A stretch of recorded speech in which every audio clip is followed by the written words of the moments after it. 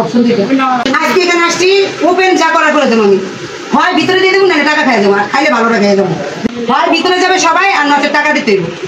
ছেলেদের মতো বেশ পোশাক দেখতে যাকে দেখছেন সে মূলত একজন নারী, পেশায় নাকি তিনি সাংবাদিক।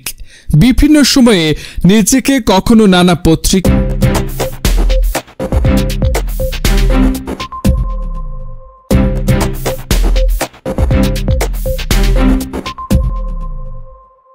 অথবা নানা সংগঠনের দায়িত্বরত পরিচয় দিয়ে দাপিয়ে বেড়ায় নারায়ণগঞ্জ শহর জুড়ে।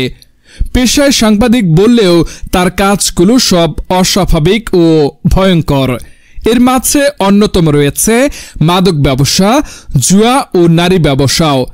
নিজের কুকর্ম ঢাকতেই মূলত এই পোশাক বেছে নিয়েছেন তিনি। মাদকসহ নিজ স্বামীর সাথেই একাধিকবার জেলেও গিয়েছে সে।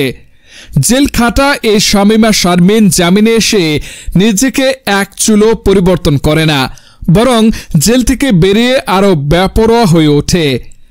সাংবাদিক নামক এই মহান পেশা বলতে সে বোঝে গলায় আইডি কার্ড আর কাঁধে বড় ব্যাগ ঝুলানো। এটি নিয়ে মানুষের বাড়িতে ঢুকে মানুষকে ব্ল্যাকমেইল, মারধর ও চাঁদাবাজি করা।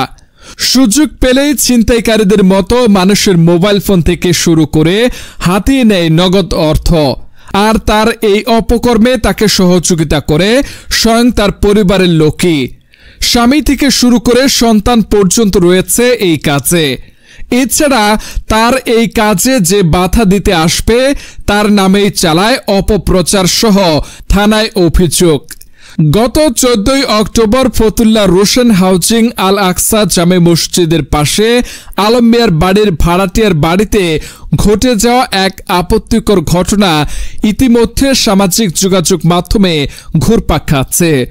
নিজের কৃতকর্মের জন্য অনুশোচনা না করে বরং সেই সকল সংবাদের নিচে বুক ফুলিয়ে লিখে যাচ্ছে থানার সামনে প্রেস ক্লাব ও রিপোর্টার্স প্রেস ক্লাবের লোকদের শেল্টারেই নাকি ফতুল্লায় সকল অপকর্ম ঘটে।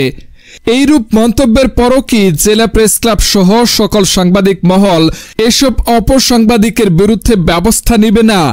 দিন দিন মহান এই পেশাকে ক্ষতিগ্রস্ত করছে কিছু অর্ধশিক্ষিত নামের সাংবাদিকরা।